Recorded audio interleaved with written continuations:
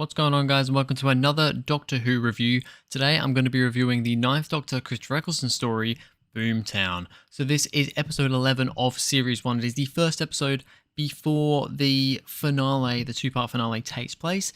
It sees the return of the Slitheen, although only one Slitheen, that being Margaret Blaine, or Phil Fetch Fon, or whatever the hell her actual real name was.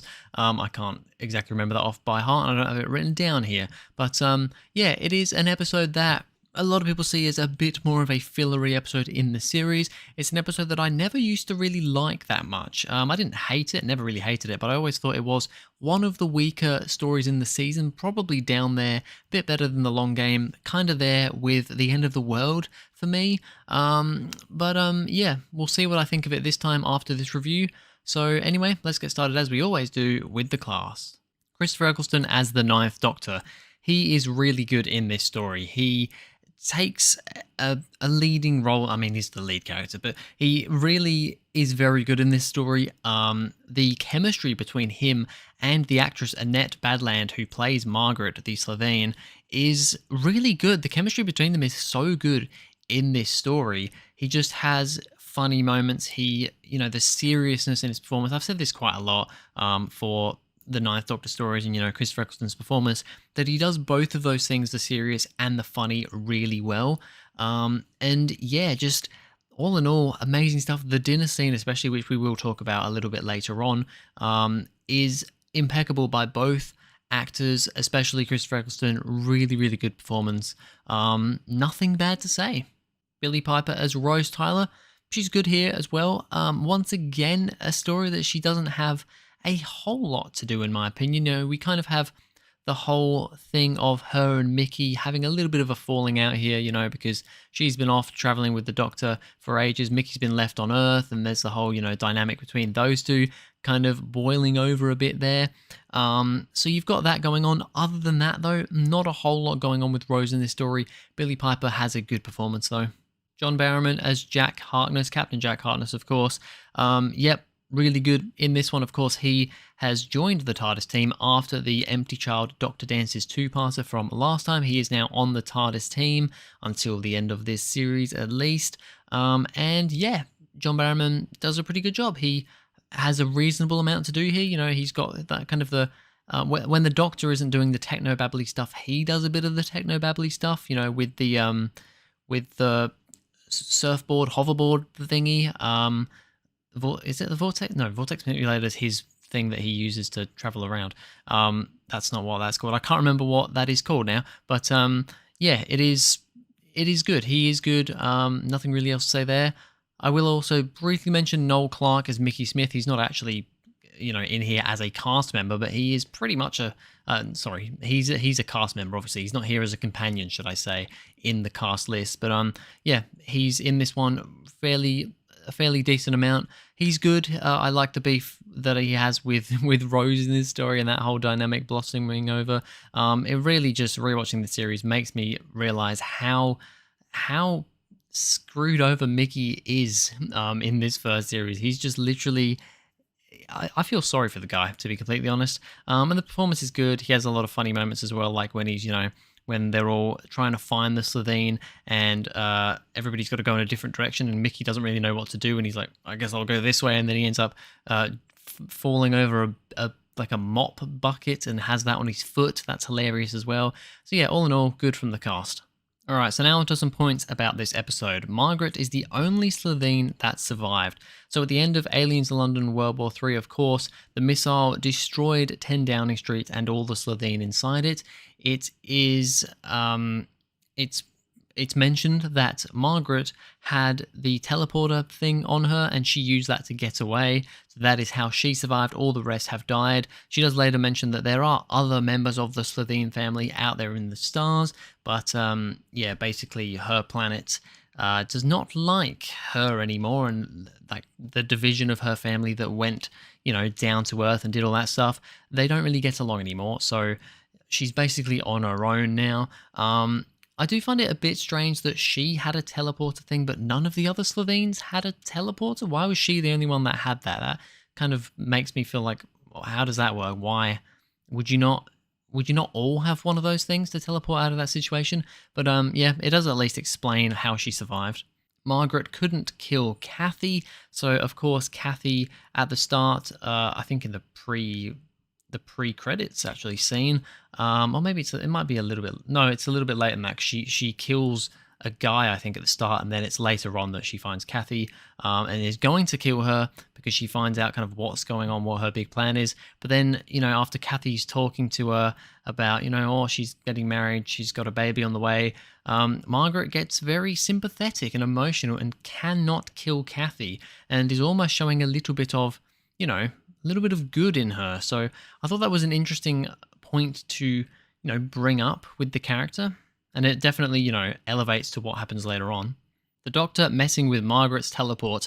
I love this scene. It's always been one of my favorite scenes in this episode. There are actually, despite this, generally not being a massively loved episode, it does have a lot of very good scenes in it. And this is one of them, when she's trying to teleport away, she's running away, the Doctor teleports her back, and then she turns around, runs the other way, and every time she gets closer and closer to the Doctor, and the final time she's like basically right in front of them, and she's just like, what have I ever done to you? And the Doctor's like, well, you did all this, tried to kill me, and all this, and she's like, well, apart from that. I love that scene, the cut at the end of it, brilliant. The Doctor and Margaret having a last meal, that is the other big scene from this episode. I think the teleporting scene and the dinner meal, they are two of the, I think, honestly, in some ways, the best scenes in Series 1. I mean, they're not the best scenes, but they're two of the most iconic scenes for me and the ones I remember most of Series 1. And they're in such a, in a lot of ways, fillery and not that highly regarded episode. So I think that is something to take into consideration with this one. But yeah, that whole last meal thing, Margaret's trying to sneakily kill the Doctor by, she puts the little like poison into his drink when he's turned away, but he realizes and he swaps the drinks around. And then she does the thing with the breath and he has the little spray bottle. I mean, it's silly, but I like it. I really do. I just love that whole thing. And there's the poison dart on the end of the finger as well. And he catches it and he's like, yep, I did know that. Thank you. And just throws it away. That whole scene is amazing. Rose and Mickey arguing. Talked about this a bit before. Rose has been gone for such a long time. Mickey's been hanging out on Earth. He eventually says that, he's been seeing this other girl. Someone, I can't remember her name. Cherie, no, was it Cherie or was that someone else? I can't remember, from the shops or something. And then Rose starts going like, you don't even like her, and starts getting really defensive. And then Mickey's just like, you've been gone for so long. What am I supposed to do? Like, nobody else will even go near me because they thought, way back in the last Lillian episode, they thought that he might have killed her because she went missing for so long. And the life he's living on Earth on his own, just waiting for her to come back. And the fact that he's like, I come here and I wait. I keep waiting for you. And it's so emotional. And honestly, I didn't realize, I think I did realize, but until properly analytically watching the series back, I didn't realize just how big of a dick Rose is. Rose is a real, I'm sorry to use the language, but a real bitch this season. Like, she is an arse to Mickey. She's a bit stuck up to the Doctor sometimes. Rose is really a bit of a, I don't know, just the stuff with Mickey. And I mean, it progresses into the next episode, the finale as well. She is a real dick to Mickey especially. I feel really bad for him. The rift opening. So they've got the hoverboard thing hooked up to the TARDIS because the TARDIS, like, basically all its power drained. They need to recharge it. So they recharge it with this hoverboard. But then it turns out that Margaret, somehow managed to do something that with the hoverboard, it like hooks on to the nearest power supply, like extraterrestrial power supply, and yeah, basically powers up the board. And then, because that's how it was all programmed or something, and it seems a little bit like that's quite convenient for that to be the case, but sure, we'll go along with it. And then it opens up the rift, and that is her whole plan, is to blow the planet up, and she's going to ride on this hoverboard out into the stars. That is her whole plan. Bit of a silly plan. Yeah, it is a bit convenient with the whole hooking onto the TARDIS sort of thing, but it definitely makes for quite an exciting end, when everything, the Doctor and Rose are having, the Doctor and Margaret, sorry, are having their last meal, having Margaret's last meal, and everything starts shaking, the windows start breaking, the cracks start opening in the floor. It's very spectacular. Margaret looks into the TARDIS and it's turned into an egg. So this bit is interesting. Of course, it's all kind of a setup thing. When they get to the TARDIS, Margaret reveals, because the Doctor takes the bracelet off. I'm a little bit confused as to, and my partner actually, because I'm watching this series, I'm watching through all these with my partner for the first time. She hasn't really watched Doctor Who before, not properly anyway. When, the Doctor and Margaret were running away, and she was like, oh, you got to get this, because they had the bracelet things on so that she couldn't get, if she went too far away, she basically got zapped with many volts of electricity.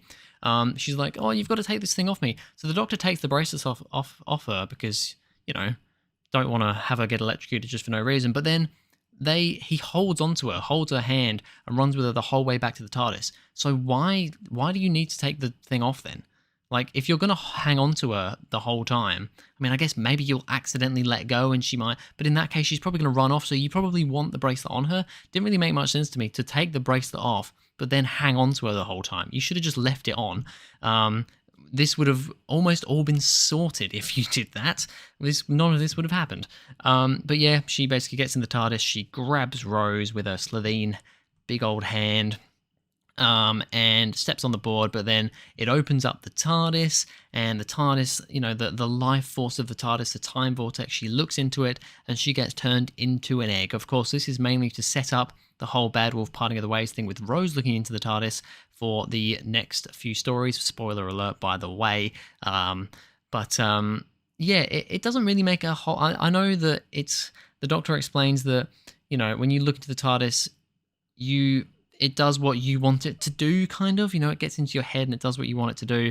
I don't really know why that means she turns into an egg in this instance, but it's interesting. Once again, it's quite funny, where it's literally just like, she's an egg. Yep, she's an egg. Just that whole thing at the end is funny. But yeah, an interesting end. So that's all the points I have for Boomtown. It is a fairly easygoing episode. Well, I won't say easy. No, it is a fairly easygoing episode. It kind of somewhat sets up the finale a little bit. It, bookends, or not bookends, but it finishes off the Slitheen story arc from the previous two-parter, and it's actually okay, to be honest. I still don't think it's a massively high-rated episode. For a rating, I'm going to give it a 6 out of 10, which is the same grade that I gave World War II and Aliens in London. You may have remembered, if you watched that review, that I didn't enjoy that one as much as I used to. And to be honest, I think, like, if I was, grading each individual episode of this series, I'd probably put this one between the two parts of Aliens of London World War III. I think Aliens of London's probably my favourite, then Boomtown, then World War III.